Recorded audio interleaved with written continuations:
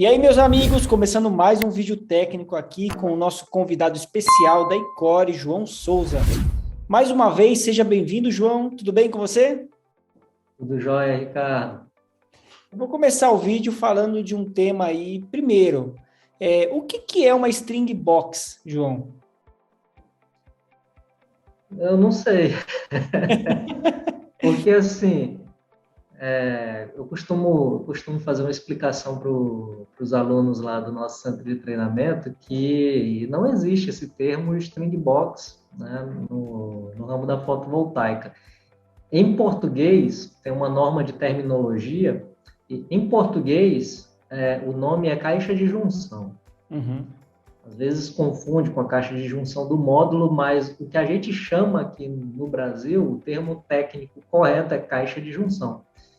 Tá, e no exterior, na string box, não. No exterior, o pessoal chama aquela caixinha com as proteções de combiner box. Você vai ver o termo combiner box em livros, artigos.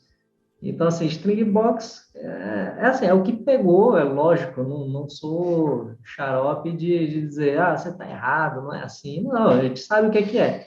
Mas, para fins didáticos, né, a gente tem que dar essa explicação aqui. Agora, assim, quando a gente fala de uma caixa de junção, né?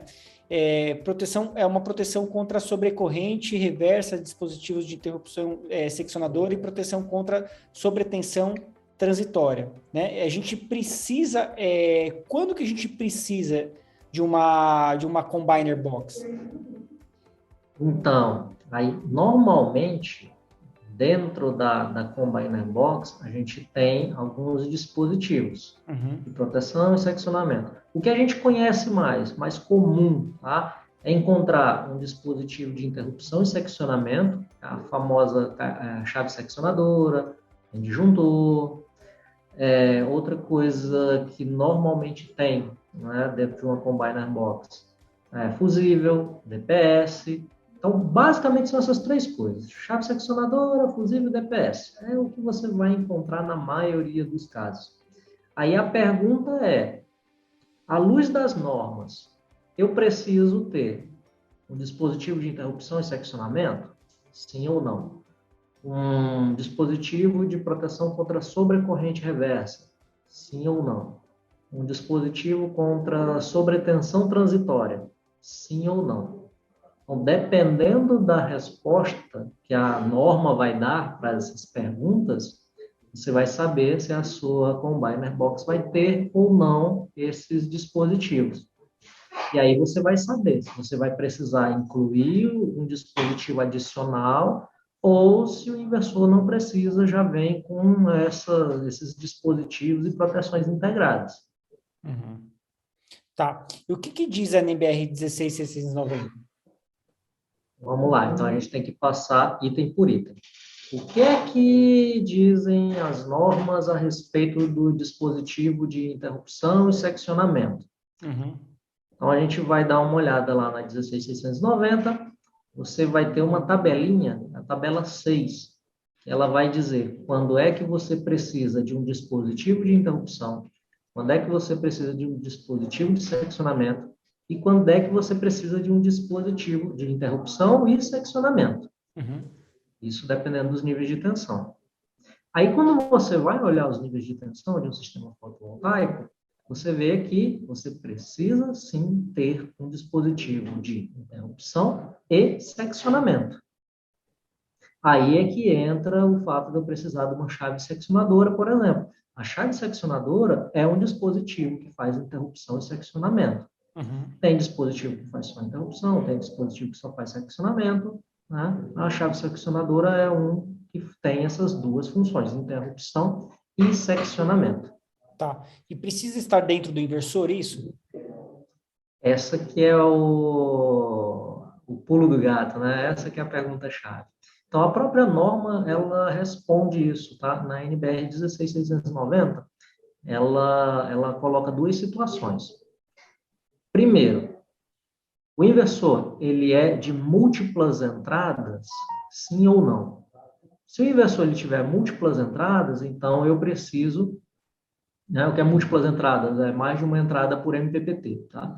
Se o meu inversor ele tem mais de uma entrada por MPPT, tá? Mais de uma, pode ser 2, 3, tá? Se tem mais de uma, você precisa ter um dispositivo interruptor seccionador por entrada. Beleza. E se não é com múltiplas entradas por MPPT, aí tem 4 condições descritas lá, item A, B, C, D. Tem 4 condições. Se o inversor fotovoltaico atender a uma dessas 4 condições, aí você não precisa de um dispositivo de interrupção e seccionamento extra. Por exemplo, uma das 4 opções, tá? Uma das 4 opções, ele diz o seguinte: um dispositivo, um interruptor seccionador adjacente e fisicamente separado. Tem ou não tem? Né? Um dispositivo interruptor seccionador que esteja ligado mecanicamente ao inversor, que permita que o inversor seja removido sem riscos elétricos. Atende esse requisito? Sim ou não? Então, assim, são 4, tá? Eu citei 2. Se o inversor atender a um desses 4 requisitos, que vão estar listados lá na norma, aí você não precisa de um dispositivo interruptor seccionador adicional. Mas se ele não atender, aí você precisaria de um interruptor seccionador adicional.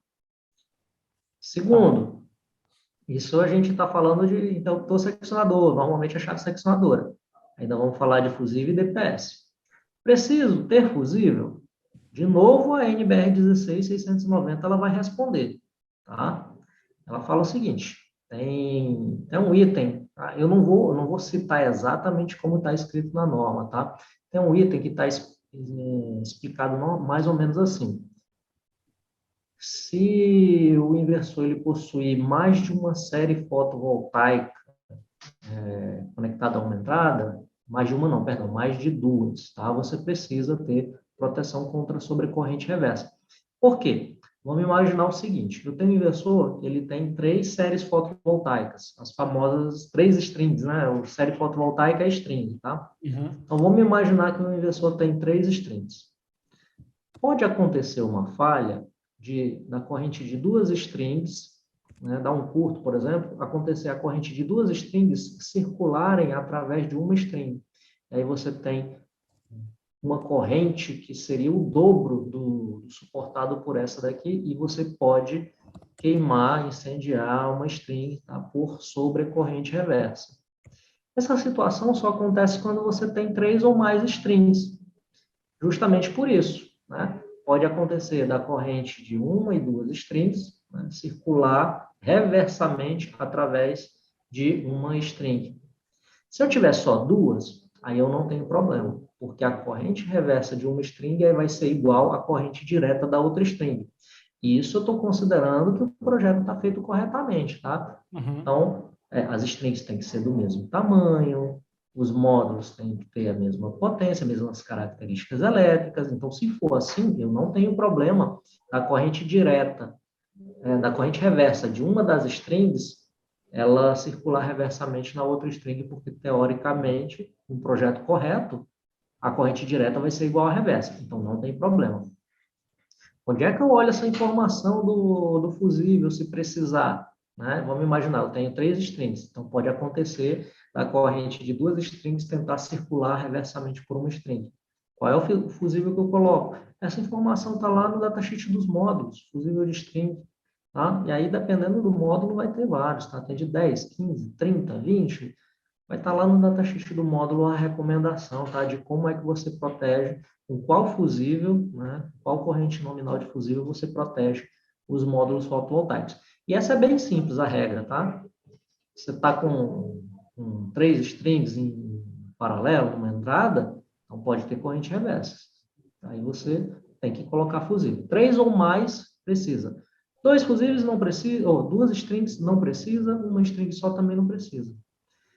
E aí, quando isso para inversor de string e tal, tradicional. Quando você entra na topologia de otimizadores, aí também está lá na 16690 essa particularidade. A 16690, ela chama os otimizadores de UCPCC. unidade de condicionamento de potência em corrente contínua. Aí o que acontece? Tem uma regrinha. Pode ser que eu precise, pode ser que eu não precise. A UCPCC, né, no caso o otimizador, ele tem proteção contra corrente reversa? Ele tem proteção contra sobrecorrente? Ele tem diodo de desvio? Se ele atender esses 3 requisitos, você não precisa de fusível de string. Se ele não atender esses 3, obviamente você vai precisar colocar um fusível de string. E no caso de microinversores? No caso de microinversores, você tem um módulo por entrada ou 2 módulos por entrada. Então, você não vai ter esse problema da sobrecorrente reversa, tá? Você vai ter, no máximo, aquela situação onde, se eu tiver 2 módulos em paralelo por entrada, eu vou ter, no máximo, aquela situação lá das 2 strings, que a corrente direta é igual à corrente reversa, e não tem problema. Tá. E, por fim, DPS. DPS, exatamente. Tá? Vamos lá. Preciso ou não preciso de proteção contra sobretensão transitória? O DPS é um dos dispositivos que protegem contra sobretensão transitória. Só que DPS tem vários tipos, tá? Tem o DPS tipo 1, que é para proteção contra descarga direta, ou seja, o raio caiu, né, diretamente na instalação, na edificação. Tem o DPS do tipo 2, que é proteção contra descarga indireta. Por exemplo, o raio caiu, sei lá, no outro vizinho, no outro quarteirão, e gera, por indução magnética, vai gerar uma tensão induzida nos condutores ali que estão na parte externa da condução ou na parte externa da edificação. Condutores que não possuem blindagem, eles vão apresentar uma tensão alta através de indução eletromagnética. Beleza. Então, primeiro tem 2 tipos de DPS, tem 2 tipos de proteção contra sobretensão transitória. Eu preciso usar o tipo 1 ou o tipo 2? Essa que é uma outra pegadinha, né? Porque normalmente tem fabricante de inversor fotovoltaico que diz, não precisa de DPS, O meu já tem de string interno. box, É. porque tem DPS interno. Uhum. Bem, eu conheço inversores que possuem, sim, DPS internamente, e aí tem que ver se esse DPS que está interno é tipo 1 ou tipo 2. Se tiver DPS tipo 2, mas o meu projeto ele requer um DPS do tipo 1, eu tenho que trocar. Não é suficiente. Mas, veja bem, não é uma economia muito pequena comparado com o valor do gerador fotovoltaico? Eu não poderia ter uma redundância, mesmo que tenha internamente um DPS. Não seria mais uma frente de proteção externa para assegurar o meu gerador solar fotovoltaico? Sim, quanto mais DPS eu tiver, mais seria a minha tolerância, né? Mais seria a minha proteção contra a sobretensão induzida. Uhum. Não é o caso de você ter componentes a mais e estar desperdiçando proteção. Na verdade, quando você coloca mais de um DPS, cada vez que o surto vai passando por um DPS, uma parte da corrente vai se dissipando Perde pela força. terra, e quando chegar um ponto mais à frente, até no inversor, você vai estar reduzindo a amplitude dessa sobretensão transitória. Uhum. Então, DPS a mais nunca é demais. Só que ainda estamos no primeiro ponto, eu vou escolher DPS tipo 1 ou tipo 2? O DPS tipo 1 não é o DPS que protege contra a descarga direta. Não é assim, pode cair um raio em cima da edificação, em cima do sistema fotovoltaico. Eu vou botar um DPS tipo 1. Não é bem assim, tá? Se pode cair um raio na tua edificação, o que você tem que ter é SPDA, tá? Porque se cair um raio num módulo, numa estrutura, e mesmo você tendo um DPS tipo 1, que vai acontecer que vai aparecer um buraco no teu telhado, um buraco no teu módulo. É isso que o raio vai fazer, tá? Então, se existe o risco de cair um raio na sua edificação, o que tem que ter ali, então, é um SPDA, não é o DPS tipo 1. Uhum. Aí, o que acontece? Quando você tem um SPDA, você tem uma tem uma variável chamada S, que é distância de segurança. É uma distância onde qualquer parte metálica condutora ela tem que estar fora dessa distância, né? Por exemplo, S igual a 2 metros. Significa que se eu tiver todos os objetos metálicos condutores acima de 2 metros de distância, eu não preciso equipotencializar esse objeto condutor com o meu SPDA, para evitar centelhamento. Centelhamento é tipo um arco elétrico, só que imagina um arco elétrico com uma energia de um raio, tá? Então, não é igual, já é pior do que um arco elétrico de inversor fotovoltaico. Se qualquer objeto metálico estiver dentro dessa distância de segurança, por exemplo, o meu S é 2 metros, e eu tenho uma tubulação de gás passando a 1,5 metro, eu tenho que equipotencializar.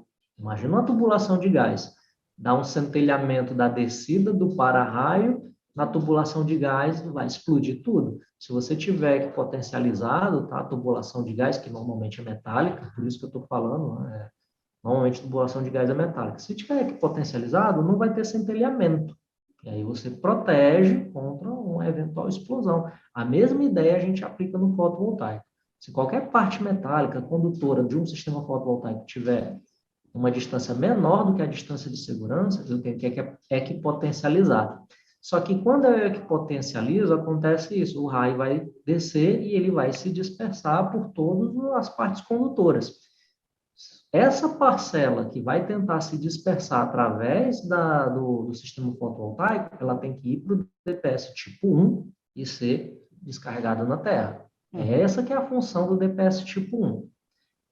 E aí você tem que saber se o teu projeto ele requer um DPS tipo 1 ou se um tipo 2 é suficiente. O tipo 1, o princípio de funcionamento dele é centelhador. O tipo 2 é varistor. Varistor é normalmente que você encontra dentro de um inversor fotovoltaico. Você pode encontrar centelhador? Pode, mas é bem raro, tá? Mas, enfim. Então, você tem que ver. Precisa de um DPS tipo 1 e do tipo 2. O teu inversor, ele tem DPS? É tipo 1 ou tipo 2? Não, meu inversor não tem DPS, ele tem varistor. E varistor não é DPS, tá? Por mais que o varistor seja um dos elementos que estão dentro do DPS tipo 2, varistor é uma coisa, DPS é outra coisa, tá? Tanto é que existem normas de produtos. O produto DPS é uma coisa, o produto varistor é outra coisa. Enfim, você vai ver se precisa ou não precisa de DPS externo, né? Se o teu inversor tem varistor, você já acende um alerta, tá? Se tem só varistor, você tem que pensar mais um pouquinho se você vai usar DPS ou não. Normalmente, o ideal é você colocar, tá? Eu particularmente eu recomendo, por quê? Por conta do que você comentou, Ricardo. Ter uma proteção adicional nunca é demais. Se for para queimar um varistor, que seja um varistor do DPS que está fora do inversor, e não um varistor dentro da placa de potência do inversor. Exatamente. Imagina depois a manutenção disso, né? Ter que abrir, tirar módulo e tudo mais, né? Tipo, é não, muito às mais fácil vezes, ter uma proteção externa. às vezes não, na maioria das vezes, tá? O varistor ele está soldado na placa de potência do inversor. Você vai ter que mandar isso para manutenção. E assim, são raros os fabricantes que dão garantia contra surto, tá? Na verdade, eu até pouco tempo eu desconhecia qualquer fabricante de equipamento eletroeletrônico que concedia garantia mesmo por surto elétrico. A Huawei é uma exceção, é lógico, provavelmente é por questões comerciais, mas os inversores da Huawei que a Core distribui, eles garantem, tá? Surto está coberto pela garantia. Mas assim, eu desconheço qualquer outro fabricante que faça isso, tá? Não estou dizendo que não existe, eu só não tenho ainda esse conhecimento. Legal. E Bom, é isso. muito bacana saber desses detalhes, né? Porque isso é um questionamento constante do mercado e dúvidas constantes sobre, agora, falando o nome bonitinho, Combiner Box ou caixa de junção, né? Que, precisa, não precisa, o meu inversor tem, não tem, como que é a regra para usar, o uso interno, mantém o que já tem no inversor ou externo. Bom, então tá aí, pessoal, a gente esclareceu algumas dúvidas importantes. cabe sempre lembrar que um bom projeto faz a diferença ali nas suas escolhas. E nós, de novo, estamos falando de um gerador solar fotovoltaico que tem as dificuldades para ser instalado, dependendo do telhado, dependendo do tipo de complexidade de instalação. Então, por mais que a gente está falando assim, quanto custou esse gerador solar fotovoltaico? Proteção nunca é demais, né? Ter uma proteção a mais, uma proteção externa, um sistema elétrico daquela edificação bem montado, dentro das normas, tudo bonitinho, né? Não adianta nada também não ter um sistema de SPDA, né? Tem que ter também. Então, tudo tá interligado para você ter uma boa instalação fotovoltaica e segura, para aquilo ali realmente performar pelos anos que a gente está querendo que aconteça, né? Então, se você fizer tudo bonitinho na sua instalação, com toda certeza você vai ter o que comemorar aí nos próximos anos da geração da sua energia. É isso, né, João? Tem só um detalhe que eu preciso fazer, né, para alertar os instaladores, projetistas, tá? Normalmente você vai encontrar no mercado alguns distribuidores ou fabricantes, inclusive, de inversores que falam assim, meu inversor não precisa de string box. Cuidado, né? Nem o fabricante e nem o distribuidor, eles podem fazer essa afirmação. Eles não conhecem o seu projeto, eles não sabem como é que esse equipamento vai ser instalado. Então, a gente viu aqui que algumas perguntas têm que ser respondidas à luz das normas. E todas essas perguntas, elas são feitas com base na forma como foi instalado o equipamento e também na forma como foi construído o equipamento. Então, nem sempre o fabricante ele vai ter essas informações, ele pode estar te induzindo ao erro. E na hora que um erro acontece, na hora que a instalação é feita de forma errada, só existe um responsável, que é o cara que assinou a RT. Então, o projeto tem nome, sobrenome, tem número de CREA, está todo identificado. E é só você, é só a pessoa que assinou a RT que vai ser responsabilizada por isso. Então, na hora de vender, é um discurso. Na hora de assumir responsabilidades, quem vai assumir a responsabilidade é o cara que assinou a RT. É isso aí. Ótima dica, João. Então, fique atento, confie no seu projeto, confie na capacidade de julgamento do seu projeto, para que você consiga também olhar ali as normas e seguir ali. Tudo vai converger, né? Se você fizer seguir as normas, seguir a sua expertise em montagem, criar um projeto o mais seguro possível, você vai converger ao acerto, a um projeto seguro e cliente satisfeito, e empresa segura, distribuidor seguro, né? E fabricante também feliz. Todos ganham nesse processo. É isso, né, João? Isso aí. Só isso mesmo. Então, que não é pouca coisa. Não é pouca coisa, para quem né, quer ficar atento aí, tem mais informações sobre isso lá na Solar TV. Entre no nosso site, na nossa programação 24 horas, que você vai encontrar todos os vídeos técnicos que a gente já gravou com o João.